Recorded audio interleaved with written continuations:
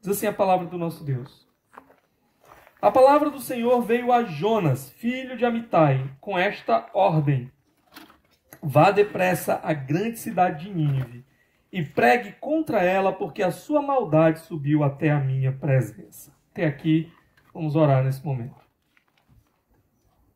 Ó Deus, estamos diante da Tua palavra e temos a plena convicção de que Tua palavra é a verdade e que Teu Espírito fala ao Teu povo por meio da Tua palavra. Então nós te pedimos, ó Deus, que Teu Espírito, apesar de nós, das nossas incapacidades, ó Deus, apesar das nossas deficiências, que Teu Espírito ele fale conosco hoje. Que os nossos corações, as nossas mentes estejam atentos ao falar de Deus através da Tua palavra. E que possamos sair daqui edificados por meio do Teu Espírito. Te pedimos isso em nome de Jesus. Amém. Amém. Bem, meus irmãos, nós ouvimos às vezes histórias sobre missionários que obedecem ao Senhor, obedecem ao chamado do Senhor para ir e pregar o Evangelho e anunciar a Cristo em outros lugares. E apesar de toda a dedicação, de todo o compromisso do missionário, muitas vezes nós ouvimos alguns missionários que não tiveram muitos frutos. Eles obedeceram ao Senhor, mas apesar de tudo isso, por razões que só o Senhor conhece, eles muitas vezes não tiveram muitos frutos, não houveram muitas pessoas atendendo a mensagem do Evangelho proclamada ali. Nós às vezes ouvimos outro tipo de história. Ouvimos de missionários que foram fiéis, que obedeceram ao chamado do Senhor, que se sacrificaram na obra do Senhor, e pela graça do Senhor eles obtiveram muitos frutos. Muitas pessoas vieram a Cristo através deles. A história está repleta de missionários assim, cidades praticamente inteiras, até nações movidas na direção do Senhor por meio do ministério de alguns desses missionários. Mas aqui no livro de Jonas, o que nós temos é uma situação assim bem inusitada. Nós temos aqui um missionário, alguém enviado numa missão pelo próprio Senhor. Porém, esse missionário ele é diferente. Ele não obedece ao Senhor. Ele não quer obedecer ao Senhor. Ele se nega a ir na missão que o Senhor tem colocado nas suas mãos para realizar. E a despeito disso, e apesar disso, o Senhor vai usar este homem para trazer muitos frutos para a sua glória. É um caso bem inusitado e nós vamos ver aqui essa noite. E eu estou chamando, inclusive, essa mensagem de o missionário indisposto, por causa de toda essa indisposição que nós vamos ver da parte de Jonas, tá? Agora, há 3 momentos aqui que marcam a vida de Jonas, pelo menos esse momento inicial da sua vida, diante dessa missão que o Senhor colocou nas suas mãos para realizar. E nós vamos ver esses 3 momentos. O primeiro desses momentos é o chamado de Jonas, ok? Se você olhar comigo, os versículos 1 e 2 vão falar exatamente, o versículo 1 vai falar um pouco sobre quem é Jonas, e o versículo 2 vai falar já desse chamado dele, dessa missão que o Senhor confiou a ele. Diz assim a palavra de Deus. A palavra do Senhor veio a Jonas, filho de Amitai, com esta ordem: vá depressa à grande cidade de Nínive e pregue contra ela, porque a sua maldade subiu até a minha presença. Tem algo bem interessante aqui, irmãos.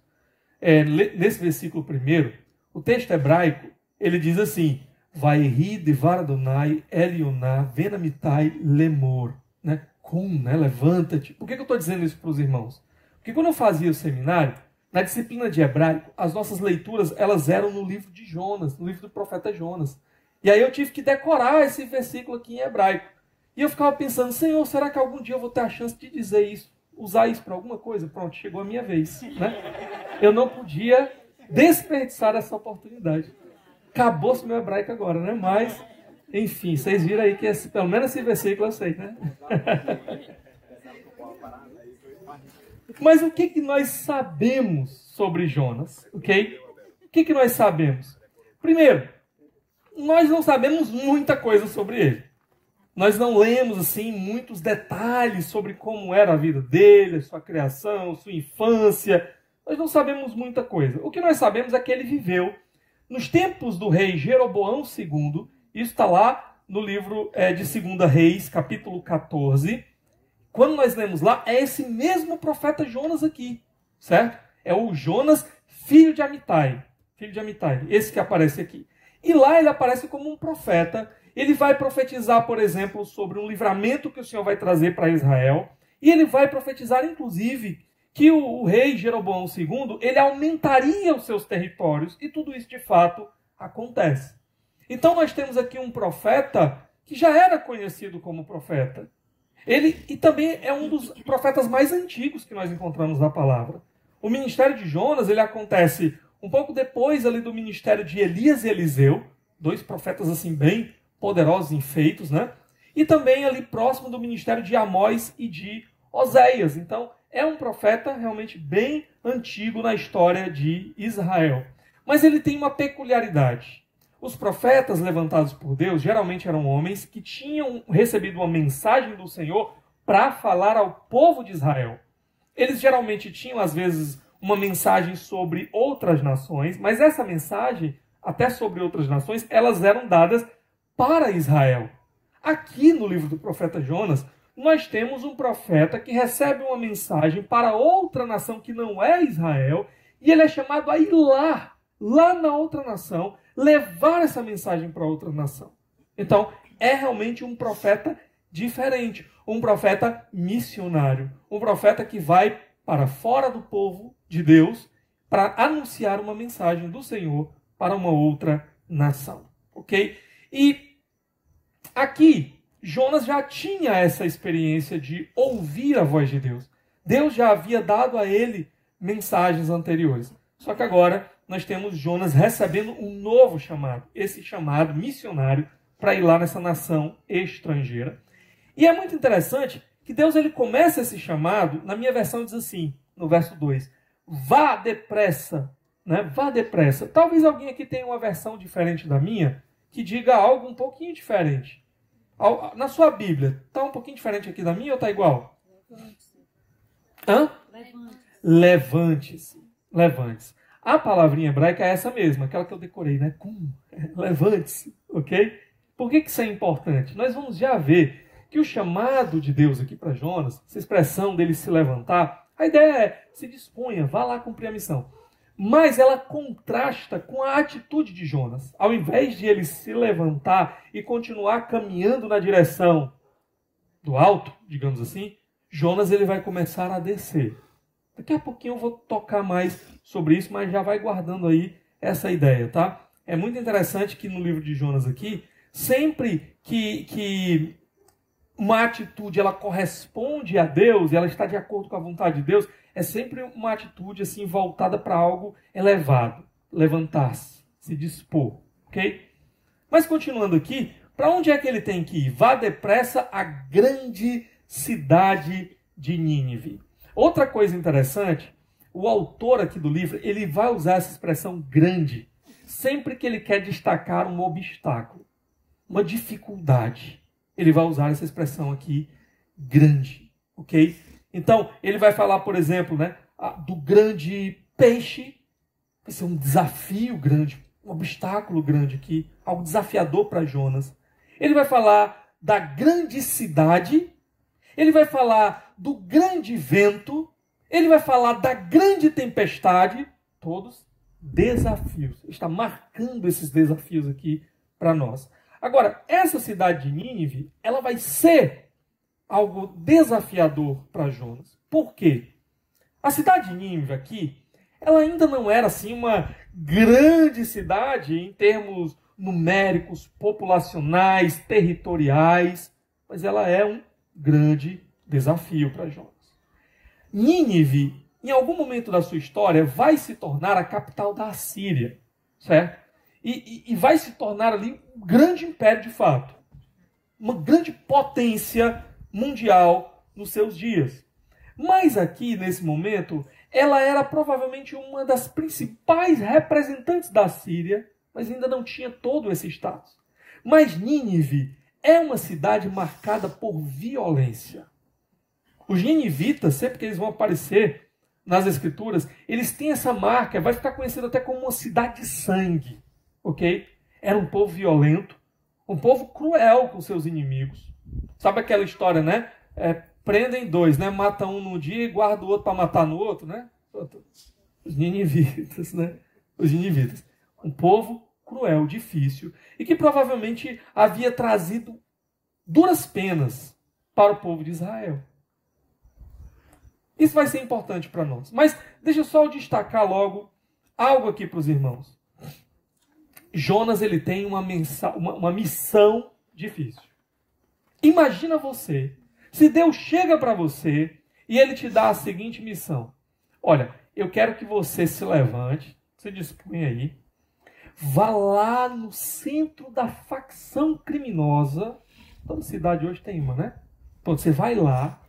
E quando você chegar lá, você estiver falando lá com o pessoal barra pesada, você vai dizer assim para eles, olha, Deus mandou eu vir aqui dizer para vocês que daqui a 40 dias ele vai destruir vocês tudo. Tá? 40 dias o Senhor está vindo e vai destruir um por um de vocês aqui. Quem estaria aqui disposto a obedecer a essa missão? Tranquilo? Missão facinha? Todo mundo de boa para fazer, para cumprir, né? Todo mundo bem encorajado. Essa missão é tranquila demais, né, Senhor? Manda uma mais difícil. Vamos pensar noutra missão. Imagina que o Senhor chega para vocês assim, ó. Compra uma camisa, tá? Camisa bem bonita com o nome assim, Jesus, né? Jesus, eu te amo. Uma cruz assim, tá? Mas só um detalhe, manda botar o nome em árabe, que tem uma missão para você. Você vai lá para a Arábia Saudita, procura uma praça pública lá e você vai pregar com essa camisa lá.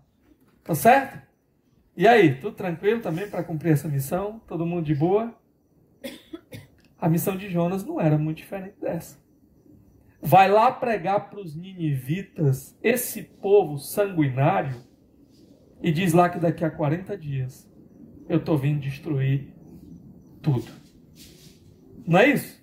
Vá depressa à grande cidade de Nínive, pregue contra ela, porque a sua maldade subiu até a minha presença. A maldade deles, a perversidade e crueldade deles está diante da minha cara.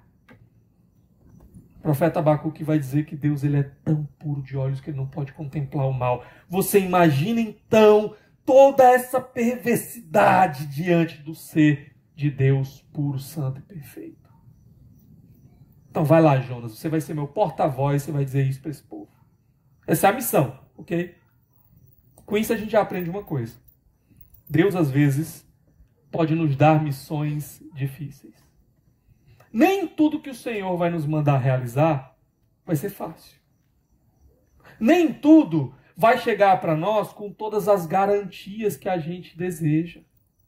Às vezes o Senhor vai nos chamar a sacrifícios e sem dizer para nós, olha, vai lá que esse sacrifício eu vou te recompensar já já, tá? É claro, nós temos a certeza do que nos aguarda, nós temos a esperança da vida eterna, nós sabemos que o que há lá guardado para nós é muito superior do que qualquer coisa que a gente possa encontrar nessa terra aqui. Mas o que eu estou falando é para o presente, para o agora. Nem sempre vai ser fácil. Nem sempre vai ter garantias. Nem sempre vai ser, ó, vai lá. É difícil, mas tu vai voltar inteiro. Né? Não vai acontecer nada com você, não. Vai lá e vai ser tranquilo. Ou então, já aconteceu comigo, acho que pode ter acontecido com algum dos irmãos aqui, de eu me sentir desafiado a cooperar com algo. Por exemplo, uma vez um amigo, ele estava passando por dificuldade. E ele entrou em contato comigo meio desesperado. E eu entendi que eu era como se fosse o último recurso dele. Coitado, né? Nem para ter um amigo assim, na condição melhor, né? Só que eu estava, nesse período, juntando um dinheiro para fazer uma coisa até que eu não gosto muito, né? Que era para viajar. Estava tentando juntar um dinheirinho para viajar com a família nas férias, né? E eu tinha conseguido. Olha para você ver como Deus faz as coisas, né? Tinha conseguido juntar alguma coisa. Juntei de férias, sei lá, 13º. Eu juntei aí de onde eu consegui tirar, né? As aulas que eu dei. E aí eu sei que eu tinha um dinheiro guardado. E o dinheiro que eu tinha, para mim já era um dinheiro legal, mas ainda não resolvia todos os problemas do meu amigo. Era um pouco depois daquele momento da pandemia, então ele tinha contraído muitas dívidas. E mesmo que ele estivesse trabalhando, além de sustentar a casa dele, os pais da esposa dele começaram a passar por necessidade. E ele teve que sustentar a casa dele e a casa dos pais dela, e aí ele, né, virou uma bola de neve a situação dele. E naquele momento eu senti assim, como se Deus estivesse botando com muita clareza no meu coração a seguinte compreensão: será que não foi para esta hora e para este momento que você guardou isso daí? Quando você estava guardando, você estava pensando em outra coisa, né? Outra situação. Mas a necessidade bateu na sua porta. E talvez você só conseguiu guardar para esse momento. E naquele momento, eu já, né, vou doar. Falei com a Aline, né? E eu disse: Aline, eu estou sentindo no meu coração que eu devo doar isso daqui. E a Aline pegou e disse assim: se Deus está falando no seu coração, vá lá e doe. E aí eu peguei e decidi doar tudo, certo? E parece uma coisa assim pequena, uma coisa banal, né? Mas até para esses pequenos sacrifícios, tipo assim, eu não ia passar fome, porque esse dinheiro era um dinheiro separado à parte, era para outra coisa, né? Eu não ia deixar de pagar minhas contas, era um dinheiro extra aí. Mas, meus irmãos, até nesses pequenos sacrifícios, muitas vezes, nós somos testados e para nossa tristeza, nós percebemos como às vezes é difícil. Como às vezes algumas missões do Senhor são difíceis. Por quê? Porque mesmo eu tendo decidido, estando comprometido a fazer isso, para minha vergonha e tristeza, passou-se assim pouco tempo antes de eu transferir, aí o meu coração já começou a dizer assim para mim: mas será que tem que ser todo mesmo? Né? Uma parte só já é muito bom, né? Será que tem que ser todo mesmo? Será que não dá certo se você fizer assim ou fizer assado? Nosso coração pecador. Agostinho diz assim, né? Olha, você acha que você é desprendido das coisas desse mundo? Deixa as coisas começarem a faltar. Aí você vai perceber realmente quanto do seu coração ainda está agarrado às coisas desse mundo. Nem estava faltando, né? Eu já estava ali lutando comigo mesmo para saber se deveria ou não entregar tudo nas mãos do meu amigo. E no final das contas, eu fui lá e entreguei. E não tinha garantias, tipo assim, ó, você vai entregar, mas Deus vai te recompensar. Mês que vem você vai ter tudo de volta, né? Restitui. Deus é bom, irmãos. Deus é bom. Sim, Ele recompensa o seu povo. Sim, Ele recompensa sacrifícios que a gente faz com o coração nele, na obra dele. Ele recompensa. Mas muitas vezes nós não vamos ter essa garantia. Faça isso e vai ser desse jeito. Faça isso e você vai ter isso ou aquilo outro. Poderia não receber, mas eu sei de uma coisa. Deus, Ele continuaria sendo Deus, Ele continuaria suprindo, Ele continuaria cuidando. E no final das contas eu iria exatamente para onde Deus estava querendo que eu fosse. Mas o ponto é, Jonas tem uma missão difícil. E às vezes o Senhor vai colocar missões difíceis nas nossas mãos. Nem todos aqui vão ser chamados como Jonas para deixar tudo e ir pregar para um outro povo, em um outro lugar, em outra cidade. Nem todos aqui. Mas eu tenho uma certeza. Provavelmente em algum momento da sua vida, se você quer agradar ao Senhor e viver para a vontade dEle, fazer a vontade dEle, Ele vai te pedir algo difícil. São testes da nossa fé. Deus, Ele não quer saber se você vai passar no teste ou não. É você que precisa passar nesses testes para depois experimentar, de fato, não apenas intelectualmente, mas na experiência pessoal mesmo, que Deus, Ele continua no controle, Ele continua cuidando, Ele continua provendo, Ele continua sustentando. É só quando a gente passa por isso, muitas vezes, que nós vamos começar a entender isso na realidade, né? Por experiência. Bom, mas Jonas aqui tem esse campo missionário, certo?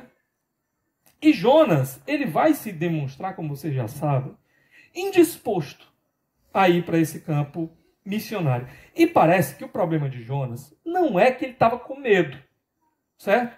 Não é que Jonas estava pensando assim: Senhor, esse povo sanguinário, Se eles me pegarem lá, eles vão me botar dentro dos pneus, né? Vão tacar fogo em mim. Parece que não era essa a preocupação de Jonas. Dá uma olhadinha comigo no capítulo 4, verso 2 aqui do livro de Jonas. Olha o que ele vai dizer. Ele orou ao Senhor. Senhor, não foi isso que eu disse quando ainda estava em casa. Foi por isso que me apressei em fugir para Tarsis. Eu sabia que tu és Deus misericordioso e compassivo, muito paciente, cheio de amor e que prometes castigar, mas depois te arrependes.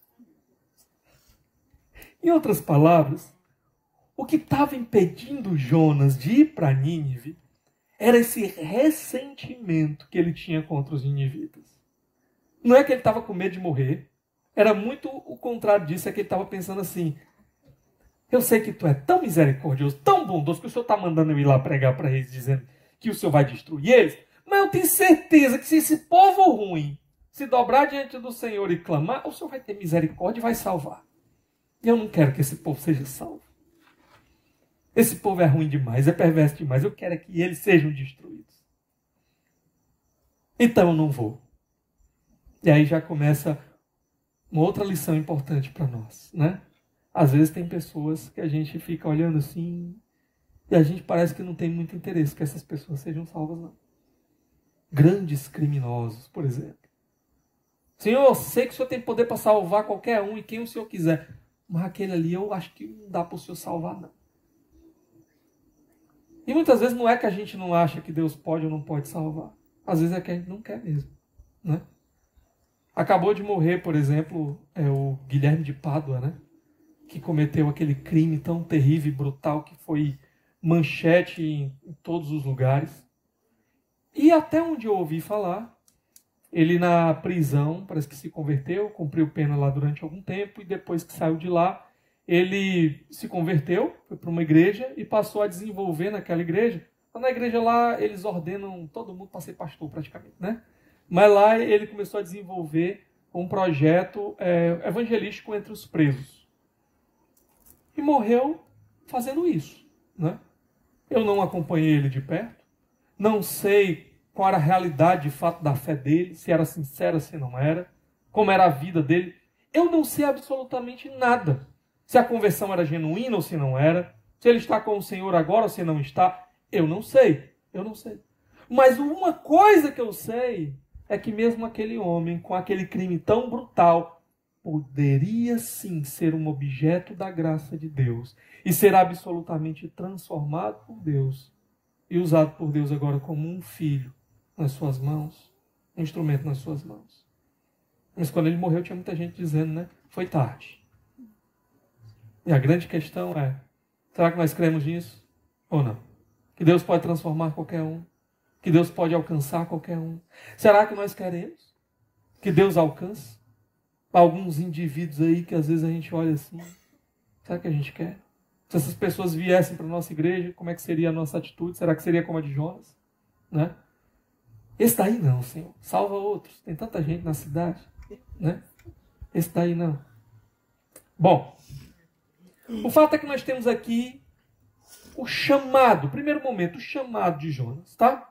Segundo momento, nós vamos ter a resposta de Jonas, a resposta dele. Olha no verso 3. Mas Jonas fugiu da presença do Senhor, dirigindo-se para Tarsis, desceu à cidade de Jope, onde encontrou um navio que se destinava àquele porto. Depois de pagar a passagem, embarcou para Tarsis para fugir do Senhor. Resposta de Jonas, com as suas próprias atitudes aqui, ele não queria obedecer ao Senhor. Ele não queria. Deus, que já tinha usado esse profeta antes, dá agora uma missão para esse profeta. E esse profeta não quer obedecer ao Senhor. Senhor, o Senhor é o dono da minha vida. Senhor, o Senhor é o soberano. É o Senhor que manda, eu sou teu servo. Mas tem uma área da minha vida que nessa área o Senhor não pode tocar, não. Essa área eu não quero que o Senhor mexa, não.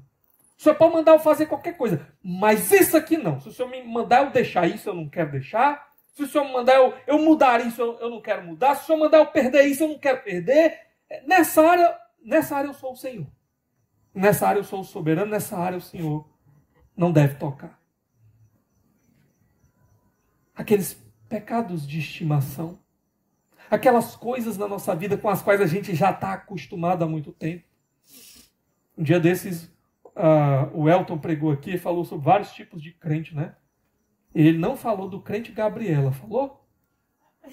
Crente Gabriela, eu nasci assim, eu cresci assim, né? Vou morrer assim. Gabriela, né? Não. Pronto, tem esse tipo de crente também. Meu irmão, você não pode viver dessa forma. Como é que você fala desse jeito? Eu cresci assim, eu nasci assim, isso aqui não tem mais jeito não, pastor, não muda mais não. Como assim? Meu irmão, você não pode continuar dessa forma, irmão. Não, pastor, nessa área aqui eu já tentei. Meu irmão, essas palavras não podem estar mais na sua boca. Não, pastor, mas sabe como é? Não sei não. Né? Irmão, quer dizer que no seu trabalho você faz isso? Pastor, mas é assim mesmo, porque esse trabalho o senhor não entende muito bem. Áreas da minha vida que são intocáveis. Nessas áreas aqui, Deus não pode mexer. Já sou um servo tão bom em tantas outras áreas. Nessas áreas aqui, deixa eu continuar com esses meus pecadinhos aqui. Deixa eu lhe dizer uma coisa. Ou Deus ele é Senhor sobre a sua vida, em todas as áreas, ou Ele é dono de toda a sua vida, ou você ainda não entendeu. Ou você ainda não está andando com Ele como deveria andar. Tem uma área aqui na vida de Jonas que Deus não pode tocar. Me usar para salvar aquele povo, procure outro. Né? Eu mesmo não. Então Jonas aqui vai fugir. Mas é interessante aqui. Mas Jonas fugiu da presença do Senhor, dirigindo-se para Tarsis. Está assim na minha versão, mas a palavrinha aqui é descendo para Tarsis. Olha aí. Eu tinha dito para vocês, né? Contraste lá entre levanta-te, e aqui a palavra vai aparecer de novo. Quando diz aqui, mas Jonas fugiu, mas Jonas levantou-se. E a gente pensa assim, opa, o homem é obediente, né? Deus mandou, ele vai fazer. Mas levantou-se para descer para Tarsis. Ele desce para Tarsis. Irmãos, essa palavrinha descer, ela vai aparecer muitas vezes aqui. E ela vai trazer uma ideia sempre de caminhar na direção do perigo. É uma atitude de desobediência a Deus e que vai te levar na direção do perigo. Ela vai aparecer 2 vezes no verso 3. Ele desceu para Tarsis. Depois tem aí, desceu a cidade de Jope. Desceu. Ela vai aparecer no verso 5. Todos os marinheiros ficaram com medo e cada um clamava ao seu próprio Deus e atiraram as cargas ao mar para tornar o navio mais leve. Enquanto isso, Jonas, que tinha descido ao porão, ela vai aparecer no capítulo 2, verso 6. Afundei até chegar aos fundamentos dos montes. Eu desci até chegar ao fundamento dos montes.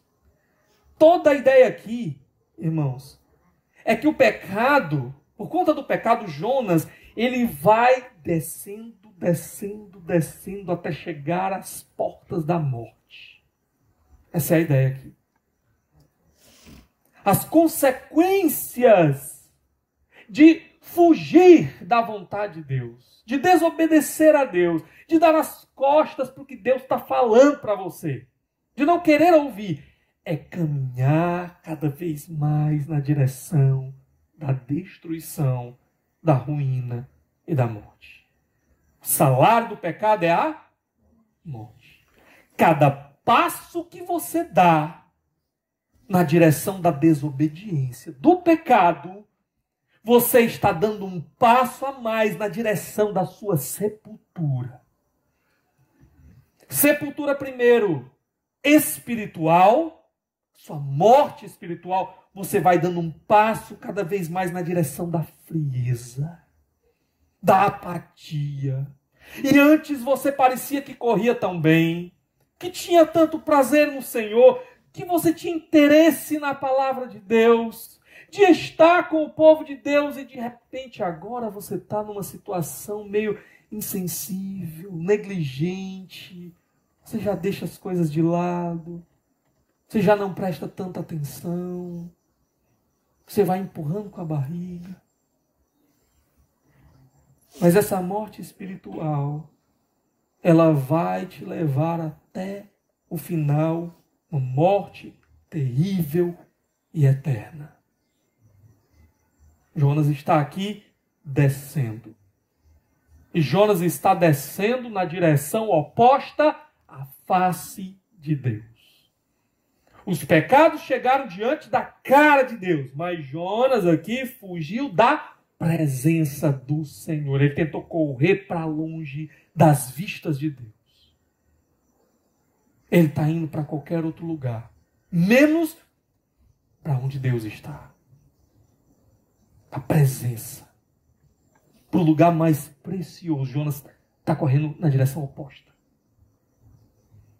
E primeiramente ele vai para Tarsis, né? Dirigindo-se para Tarsis. Essa palavra também vai aparecer 3 vezes. Às vezes nem toda tradução coloca as 3 vezes, mas ela aparece 3 vezes. E a ênfase aqui, né, nesse lugar. A localização, nós não sabemos exatamente onde fica Tarsis, mas os estudiosos bíblicos, comentaristas, eles concordam geralmente que Tarsis seria uma espécie de colônia fenícia lá na região sudoeste da Espanha. E em outras palavras aqui, irmão, essa palavra Tarsis, quando ela aparece algumas vezes no Antigo Testamento, ela fala de um lugar muito longe. O profeta, acho que Isaías, diz que a palavra do Senhor ela chegaria até Tarsis. Ou seja, até os confins da terra. Tarsis é o fim do mundo. É onde Judas perdeu as botas aqui, né? Para a realidade desse povo aqui. Pronto. E Tarsis, geograficamente, ela ficaria no exato oposto de Nínive. Então, basicamente, é como se você estivesse assim, em Fortaleza, e Deus dissesse assim, ó, vai lá para Itaitinga. Aí você vai para Calcaia. Né? É o exato oposto. Ok? Os dois extremos. Jonas, ele quer ir o mais longe possível da presença de Deus. Para não obedecer a esse chamado, a essa missão aqui que o Senhor colocou para ele. Nota como Jonas é esse missionário indisposto. Indisposto. Ele tem o seu próprio jeito de fazer as coisas.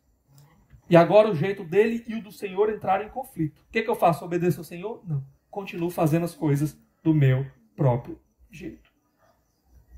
Jonas se levantou, foi para Jope, para pegar o navio para ir para Tarsis. Essa Jope aqui, a gente sabe, ela fica ali na região onde hoje é Tel Aviv, lá em Israel, ok? Bom, deixa eu só destacar uma coisa aqui interessante para nós. Olha como o pecado, ele opera nas nossas vidas.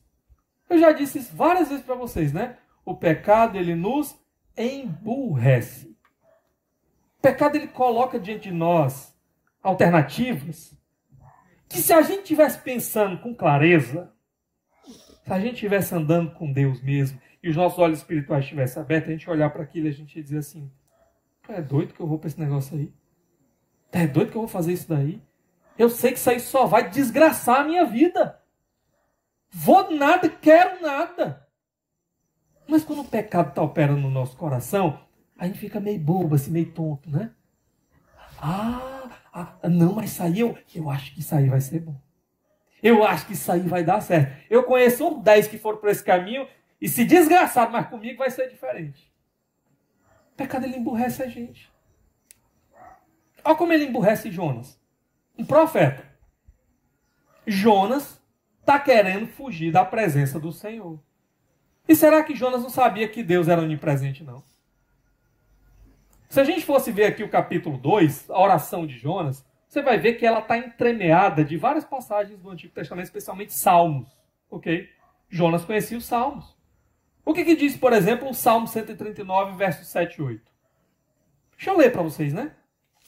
Salmo 139, versos 7 e 8. Salmo belíssimo da palavra de Deus para nós. Olha aqui, versos 7 e 8.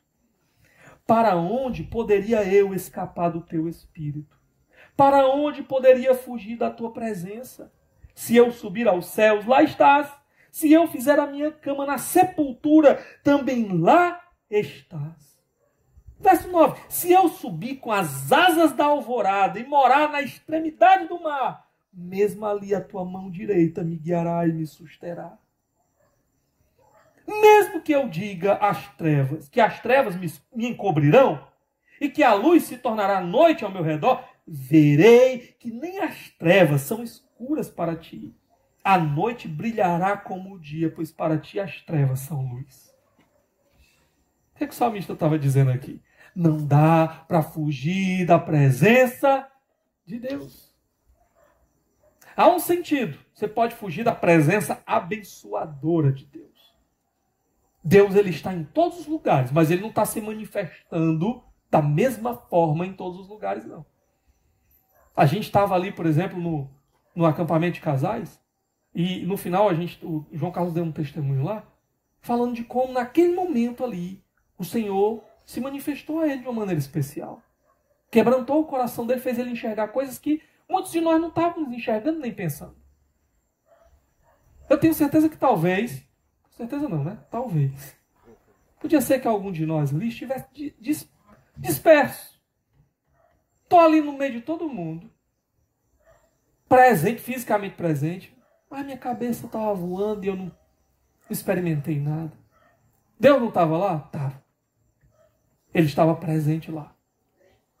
Mas a sua manifestação estava ausente na vida desta pessoa. Deus, ele se manifesta de maneiras diferentes, mas ele está em todos os lugares. E Jonas aqui querendo fugir para um lugar onde Deus não ia estar, onde a presença de Deus não estaria. Me parece que Jonas, ele talvez conhecia essa verdade teologicamente, mas na hora do desespero, cego pelo pecado, ele vai fazer algo que não tem nada a ver, uma tolice. Talvez ele tivesse alguma esperança do tipo assim, rapaz, eu tão longe como eu vou estar de Nínive, Deus pelo menos achou outro profeta para fazer isso aí, né? Acha outra pessoa, me deixa em paz lá. Ele não queria ir pregar para aqueles pagãos ninivitas, mas ele estava pronto para ir morar no meio dos pagãos lá de Tarsis. Que não tinha ninguém que conhecia a palavra do Senhor lá também. O pecado, ele nos emburrece. É por isso que nós não podemos, meus irmãos, ficarmos adormecidos numa vida de pecado. Se estamos vivendo no pecado e as consequências não chegaram ainda, mas elas vão chegar. Fuja disso enquanto há tempo. Fuja enquanto há tempo e procure ajuda, procure ao Senhor, clame, mas fuja. Fuja. Não deixe o pecado fazer você imaginar que haverá felicidade, que haverá segurança, porque só haverá ruína e destruição. E agora nós vamos chegar no terceiro momento aqui. Vimos o chamado, vimos a resposta, mas nós vamos ver agora a intervenção soberana de Deus na história de Jonas. Deus está presente e Deus está ativo. E ele vai agir. E ele vai fazer alguma coisa. Vamos ver aí. Verso 4. O Senhor, porém, já começou assim, né? Até então era Jonas fugiu, Jonas aqui. O Senhor, porém, Deus começa a intervir aqui. O Senhor, porém, fez soprar um forte vento sobre o mar. E caiu uma tempestade tão violenta que o barco ameaçava arrebentar-se. Vamos olhar aqui. Quem está no controle desse vendaval? Deus. Deus está no controle. Ele é o soberano sobre a criação. Ele manda em tudo, ele governa em tudo. Inclusive nos ventos, nas tempestades, no clima, no tempo. Deus, ele é soberano. E ele vai começar a usar esses elementos como seus servos. Há um homem em rebeldia contra Deus, e ele se levanta como esse guerreiro para resolver a situação. E a sua arma agora é o vento, a tempestade. Fez soprar um forte vento, diz o meu texto, mas na verdade aqui é um grande vento. Lembra lá o obstáculo, lá o desafio? Pronto. Um grande vento sobre o mar. E caiu uma tempestade tão violenta. Uma grande tempestade. A palavra literalmente é essa, tá? Só aqui destacando isso para os irmãos, para vocês verem que são desafios aqui colocados diante de Jonas.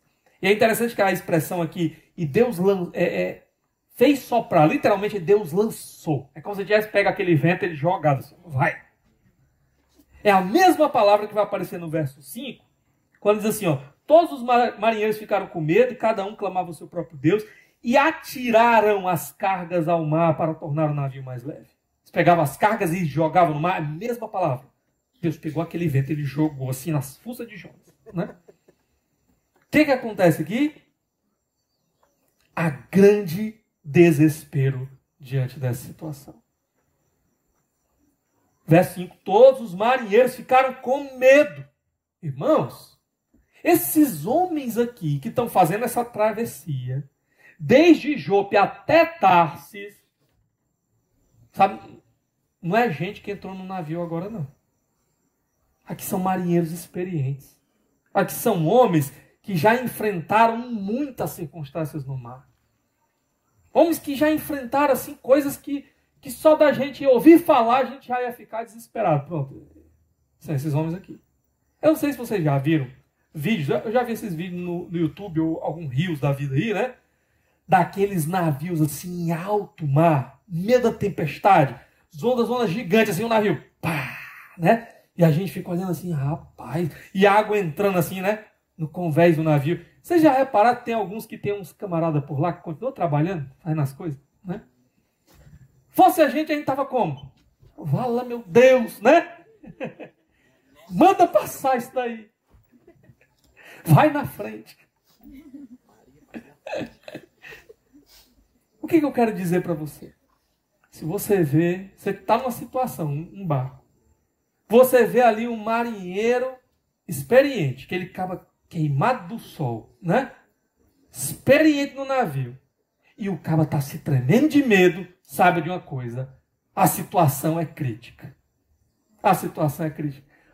Para esses homens aqui que estão com medo, isso aqui não é gente igual eu e você, não. A gente já está com medo no primeiro vento que soprasse no nosso cangote.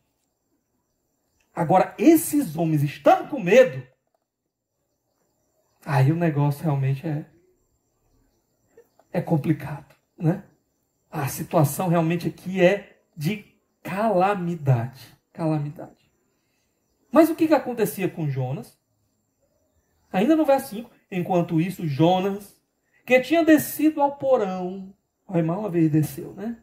E se deitara, dormia profundamente. Pesado sono, né? O que isso indica? Provavelmente, irmãos, Jonas, ele nem estava sabendo o que estava acontecendo. Mas aqui há pelo menos um indício muito importante da situação de Jonas. Jonas sabia que ele estava fugindo de Deus, de uma missão de Deus. Ele entrou naquele navio para ir para o mais longe que ele pudesse de Deus. E a primeira coisa que ele faz é o quê? Achar um lugar para dormir e dorme tranquilo. A consciência de Jonas parece que não está funcionando. Ele está adormecido no seu pecado. Se fosse eu e você, talvez, a gente tivesse assim, né, a cabeça pensando o tempo todo e não conseguia nem dormir, né? Rapaz, olha, Deus está mandando eu ir, eu estou fugindo para cá. Será que o que Deus vai fazer com a minha vida? Misericórdia. Mas Jonas está tranquilo. Tranquilo dormindo no fundo daquele barco. Mas a situação não vai demorar muito assim. Olha o verso 6. O capitão dirigiu-se a ele e disse: como você pode ficar aí dormindo? Levante-se e clame ao seu Deus. Talvez ele tenha piedade de nós e não morramos. O capitão provavelmente desce até o porão para pegar mais coisa para jogar no mar, para deixar o barco mais leve, né? O barco meio que resistir àquela tempestade e não afundar, não virar. E ao chegar lá, ele se depara com Jonas dormindo. E no meio do desespero, ele grita com ele aqui. E tem uma coisa tão interessante, porque ele vai dizer, levante-se. A mesma palavra que Deus tinha dito lá para Jonas, né? A palavra de Deus está perseguindo Jonas. Jonas está no meio da tempestade, de um vendaval, à beira da morte. E ele escuta de novo, mais uma vez, levante-se. Será que não dá para ele fazer as conexões aqui, não? Não só levante-se, né? Diz, clama ao teu Deus. Não era justamente de Deus que ele estava fugindo? A palavra de Deus persegue Jonas. Ele é chamado mais uma vez à ação. Tem uma coisa interessante aqui. Cada um dos marinheiros clamava ao seu próprio Deus. Jonas agora é chamado a clamar ao seu Deus também. A mentalidade aqui desse mundo antigo era de que havia uma divindade para cada coisa no universo. Então cada uma tinha uma função, cada uma era responsável por algum departamento. Eles estão no meio desse vendaval e eles não sabem quem é que está causando tudo isso. Então a ideia é, ó, começa aí, cada um clama a um Deus para ver se ele descobre quem é a divindade que está por trás de tudo isso. E a gente descobrindo quem é essa divindade, a gente pode fazer o culto certo. Sei lá, a gente pode fazer a coisa certa aqui para apaziguar a divindade. Então, no meio do desespero, cada um tem uma função. Acha quem é o Deus que está fazendo isso daí. E Jonas aqui é tratado como se fosse adorador de uma divindade como aqueles homens ali. Ok? Mas o ponto interessante é que parece que esses marinheiros, eles têm a visão espiritual melhor do que a de Jonas, que estava dormindo. Esses homens sabem, primeiro, que aquilo não é algo natural. A gente não sabe por quê que eles têm essa percepção. Muito provavelmente, até por conta da experiência deles, eles devem ter pensado, olha, uma tempestade dessa magnitude, acontecendo nessa época do ano, acontecendo nesse lugar aqui, a gente nunca ouviu falar de um negócio desse. E essa ferocidade, o jeito como está acontecendo, que a gente não tem escape aqui. Isso não é normal. Esses homens foram chacoalhados com a realidade de que algo realmente espiritual estava acontecendo. Estava por trás de tudo aquilo. Eles estão aqui, morrendo de medo. Jonas agora tem um chamado novamente. Ó, procura o teu Deus aí para ver se você consegue ajudar. Mas a única pessoa que não podia clamar ao seu Deus nesse momento era Jonas, né? Jonas sabia o quê? Rapaz, acho que Deus não quer papo comigo, não. Eu estou em desobediência aqui, então não vai ser comigo. E a gente chega aos versos 7 e 8. Então os marinheiros combinaram entre si. Vamos lançar sortes para descobrir quem é o responsável por esta desgraça, por este mal, né? Que se abateu sobre nós. Lançaram sortes e a sorte caiu sobre Jonas. Por isso lhe perguntaram, diga-nos, quem é o responsável por esta calamidade? Qual é a sua profissão? De onde você vem? Qual é a sua terra? A que povo você pertence? Olha só. Eles lançam sortes, eles usam esse recurso, que era comum naquela cultura, até mesmo na cultura de Israel, às vezes a gente vai encontrar esse recurso do lançar sortes, uma espécie de convicção de que o Deus que controla todas as coisas, ele vai controlar essa metodologia também. E o fato é que como Deus, ele está querendo atingir os seus propósitos, ele vai usar até essa mentalidade errada desses homens aqui, para atingir o seu propósito. Nós lemos lá em Provérbios capítulo 16, verso 33, a sorte é lançada no regaço, mas o resultado vem do Senhor. O Senhor controla até aquilo que parece casual, parece ao acaso, não tem acaso. Deus está por trás controlando todos os eventos Aqui a sorte vai cair exatamente sobre quem? Jonas. Esse lançar de sortes, só para a gente saber, nós não temos todos os detalhes do que seria. Mas imagina como, por exemplo, lançar dados. Aqui talvez fosse a ideia de um palitinho, algo dessa natureza mais ou menos, que eles iam identificar quem era, ok? Aqui no caso, porque Deus estava querendo agir aqui, cai exatamente sobre Jonas, sobre o responsável. Eles vão fazer esse interrogatório todo. Ó, caiu sobre ti, então diz para nós aí. Quem é que está por trás disso daqui tudo? Quem é o Deus que está fazendo, que está operando aí? Quem é você? Esse interrogatório deles é para tentar descobrir alguma coisa que eles possam fazer, possam usar para tentar acabar com aquela tempestade e sobreviver. E aí a gente chega no verso 9. Ele respondeu: eu sou hebreu, adorador do Senhor, o Deus dos céus, que fez o mar e a terra. Eu sou hebreu, adorador do Senhor, é? Está fugindo de Deus, né?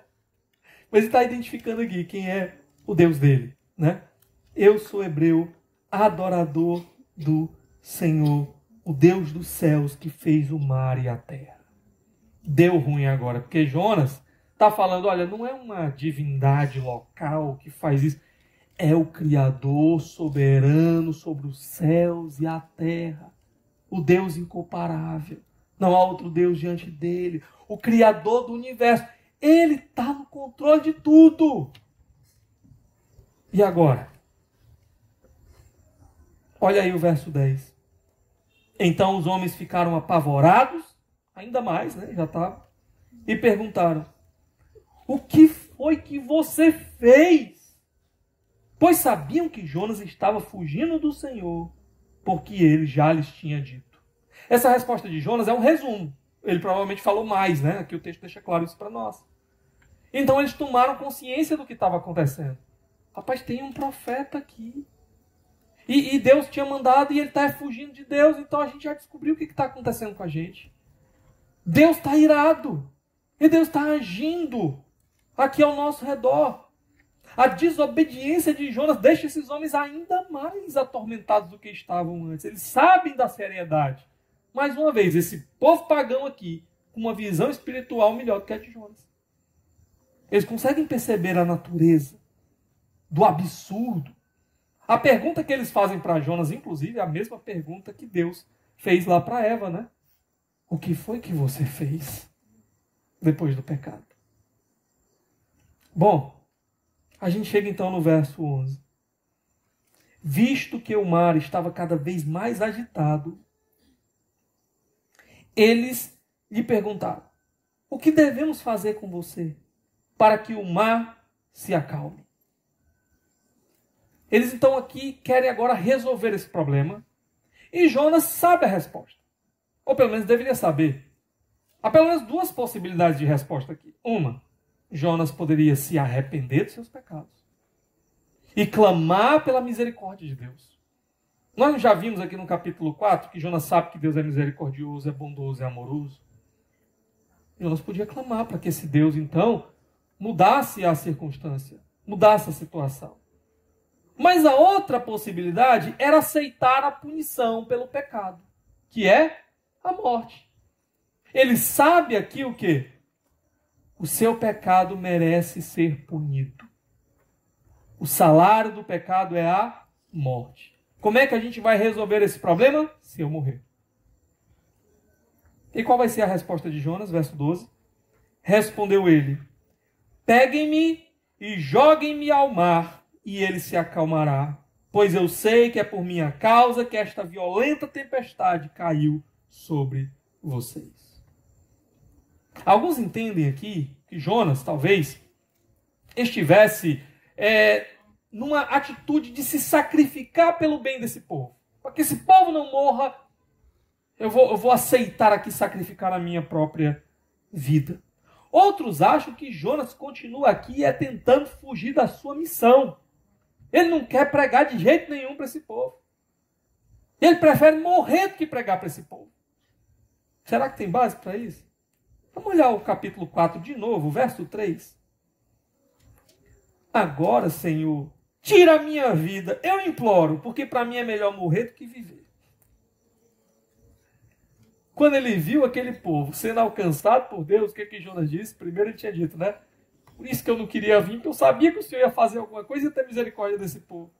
E agora que o Senhor tem misericórdia, sabe uma coisa? Senhor, eu prefiro morrer do que ver esse povo aí ser alcançado. Então talvez Jonas realmente, né, tivesse mais disposto a morrer do que de fato continuar a missão que Deus tinha chamado ele para fazer, de pregar para esse povo aqui. Mas no mínimo a gente pode saber que Jonas entende que não dá para escapar do juízo de Deus. Ele foi longe demais, o juízo está às portas e talvez não haja mais nada que possa ser feito. Ele sabe que o seu pecado não atinge só a ele, atinge as pessoas ao redor. Talvez seja uma última tentativa de, pelo menos, ele, já que ele não tem como escapar do juízo, pelo menos aqueles outros homens ali que não tem nada a ver com a história escapem do juízo. E ele então dá essas instruções. Me atirem no mar. Assim como Deus tinha atirado o vento, os marinheiros tinham jogado e atirado, né, as cargas no mar, Jonas agora pede que também fosse atirado no mar para resolver esse problema. Essa é a retribuição justa pelo pecado e que vai pôr fim a esse perigo de morte. Olha agora os versos 13 a 14. Ao invés disso, né, de obedecer Jonas e de jogar no mar, os homens se esforçaram ao máximo para retornar de volta à terra. Mas não conseguiram, porque o mar tinha ficado ainda mais violento. Pode ser que eles não estivessem muito distantes da terra aqui. Eles tentaram dar meia volta. Não tinham... Na viagem de Jonas, ao sair de Jope, ele parece que não tinha conseguido ir muito longe. Verso 14. Eles clamaram ao Senhor. Agora é o Senhor de Jonas, o Deus de Jonas. Senhor, nós suplicamos, não nos deixes morrer por tirarmos a vida deste homem. Não caia sobre nós a culpa de matar um inocente, porque tu, ó Senhor, fizeste o que desejavas. O que esses homens fazem agora? Eles tentam fugir. Eles não querem jogar Jonas no mar porque eles não querem ser responsabilizados pela morte de Jonas. Aqui não é simplesmente que eles estão tentando salvar a vida de Jonas. Talvez a ideia é que eles saberiam que, ao serem responsáveis pela morte de um inocente, digamos assim, as suas mãos, eles seriam responsáveis pelo sangue daquele homem que cobraria deles. Então o ponto é, peraí, o problema é entre Jonas e Deus, nós não temos nada a ver com isso. Agora nós vamos se meter isso, sendo responsáveis pela morte de Jonas? Aí vamos receber também punição de Deus? Não, nós não queremos. Vamos tentar salvar a vida desse homem. Essa é a primeira atitude. Mas Deus está no controle. E Deus não vai deixar. As coisas vão sair do jeito que Deus quer. Então a tempestade fica pior. E eles não conseguem fazer nada. Eles estão lá travados no meio dessa tempestade. Eles então vão fazer essa oração humilde. Eles vão clamar a Deus. Senhor, tem misericórdia de nós. Se essa é a única solução, não nos responsabilize. É o Senhor que está operando em tudo isso. A gente não tem nada com isso, Senhor. Eles reconhecem que não dá para guerrear contra o Senhor. Eles colocam suas armas no chão, né? Balança a bandeira branca. Pai, Senhor, tenha misericórdia de nós nesse momento. E aí, versos 15 e 16. Em seguida, pegaram Jonas e o lançaram ao mar enfurecido. E este se aquietou. Ao verem isso, os homens adoraram o Senhor com temor, oferecendo-lhe sacrifício e fazendo-lhe votos. Olha que coisa interessante. No exato momento que Jonas cai no mar, a tempestade acalma. De fato, Deus sempre esteve no controle daquela tempestade. O que acontece era exatamente o que Deus queria. Ele queria Jonas lá. Jonas estava descendo. Ele desceu para Jope. Ele queria descer para Nínive. Ele desce ao fundo do barco e agora ele está descendo ao fundo do oceano. A morte, por causa do seu pecado e desobediência, está cada vez mais perto. Cada vez mais perto. Deus então cessa a tempestade. Talvez aquela condenação aquele juízo que Nínive deveria experimentar e que Jonas deveria proclamar para eles, ele mesmo provasse um pouquinho, um gostinho aqui, nesse momento. Mas qual é a atitude dos marinheiros? Eles oferecem um sacrifício ao Senhor, um sacrifício lá no meio do mar. Sim. Esses homens, eles viajavam com carne fresca, era comum naquele momento. Navios que fariam longas viagens, lembra? Não tinha freezer, né? Freezer lá para botar a carne dentro e tal. Uma das técnicas, inclusive, era aquela de salgar, né? Mas era comum levar animais de pequeno porte que poderiam ser abatidos ao longo da viagem, assim eles comeriam carne fresca. Não tinha perigo da carne estragar, ok? Então era fácil acender algum fogo ali no navio e preparar esse tipo de alimento aqui. Era coisa que eles já faziam. Então eles oferecem não como uma mera refeição, eles oferecem como um sacrifício a Deus, o Deus de Jonas. E é muito interessante que eles também se comprometem. E aqui eles não estão se comprometendo com qualquer um. É com Iavé. Iavé. O texto diz que eles fazem votos a Deus. Eles assumem um compromisso com Deus aqui. Olha como interessante. Esse missionário tão indisposto, que não quis cumprir a vontade do Senhor, a missão que o Senhor o confiou. Ainda assim, Deus está usando esse homem, no meio da sua desobediência, para trazer um bando de pagãos a um compromisso com Ele. Deus, Ele é soberano. Ele usa instrumentos que muitas vezes parecem improváveis para nós, para atingir os seus propósitos. Último verso, 17. O Senhor fez com que um grande peixe engolisse Jonas e ele ficou dentro do peixe 3 dias e 3 noites. Mais um desafio. O grande peixe. O grande peixe. Jonas desce agora até o fundo da barriga de um grande peixe. Que peixe é esse? Não sabemos. O texto não está interessado em dizer para nós qual era o tipo, né, a raça do peixe, né? O texto está interessado em dizer para nós que Jonas foi parar lá, no estômago daquele peixe. E Deus vai alcançar os seus propósitos por meio disso tudo. A morte a um passo. E há uma coisa interessante que eu quero chamar a atenção para os irmãos. Jonas fica vivo no ventre desse peixe por 3 dias? É possível.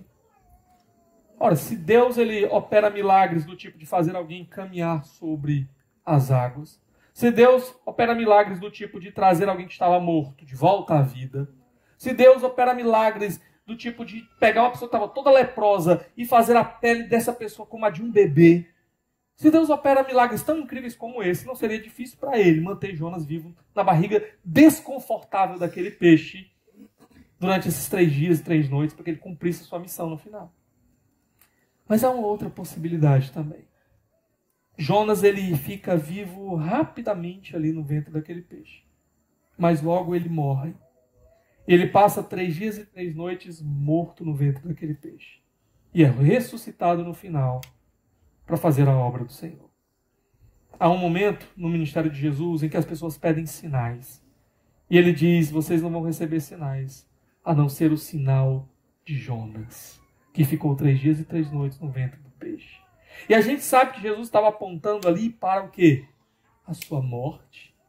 3 dias, 3 noites na tumba vazia, para que no último dia ele saísse de lá, vivo, cumprindo a missão que o Pai o enviou a fazer. Essa é uma possibilidade aqui também.